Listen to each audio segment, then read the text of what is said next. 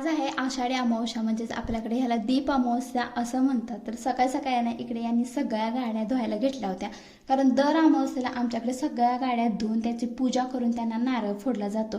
तोपर्यंत मी इकडे पूजेचं ताट तयार केलं होतं। त्यानंतर आम्ही दोघांनी मिळून गाड्यांची पूजा केली।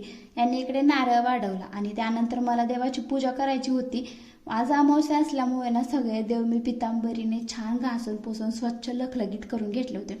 त्यानंतर मी उंबराला हळदीचं लेपन केलं। आता आज अमावस्या असल्यामुळे ना आपल्या घराच्या सुख शांतीसाठी ना करेल तितक्या सेवा कमीच असतात। त्यानंतर इकडे छोटीशी रांगोळी काढली आणि दुपारी ना मी घरातले सगळे जे काही धातूचे दिवे आहेत किंवा मातीच्या पंत्या आहेत त्या सगळ्या इकडे स्वच्छ करायला घेतल्या, कारण संध्याकाळी ह्याच दिव्यांचं पूजन करायचं आहे। खरं तर उद्यापासून श्रावण सुरू होतोय आणि ह्या दिव्यांच्या प्रकाशाने येणाऱ्या श्रावणाचं स्वागत करायचं हे यामागचा मेन हेतू आहे। आणि आजच्या पूजेचं वैशिष्ट्य म्हणजे आपल्या घरातील सगळ्या दिव्यांचं पूजन हे कणकेच्या दिव्याने केलं जातं आणि सोबतच आपल्या घरातील लहान मुलांचं ह्या कणकेच्या दिव्याने औक्षण करायचं असतं। मानलं जातं की ह्या औक्षण केल्यामुळे ना आपल्या मुलांना दीर्घ आयुष्य लाभतं आणि सोबतच त्यांना जर एखादी नजरबाधा झाली असेल तर ती निघून जाते।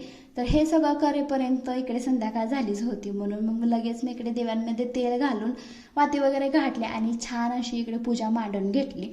सगळे दिवे मांडले, सगळे दिवे प्रज्वलित केले। आता फुलं काही जास्त नव्हती म्हणून थोडीशी फुलं होती त्याच्याच पाकळ्या मी सगळीकडे टाकून घेतल्या आणि छान असं हळदी कुंकू लावून ह्या दिव्यांनी आपल्या घरच्या दिव्यांचं औक्षण केलं।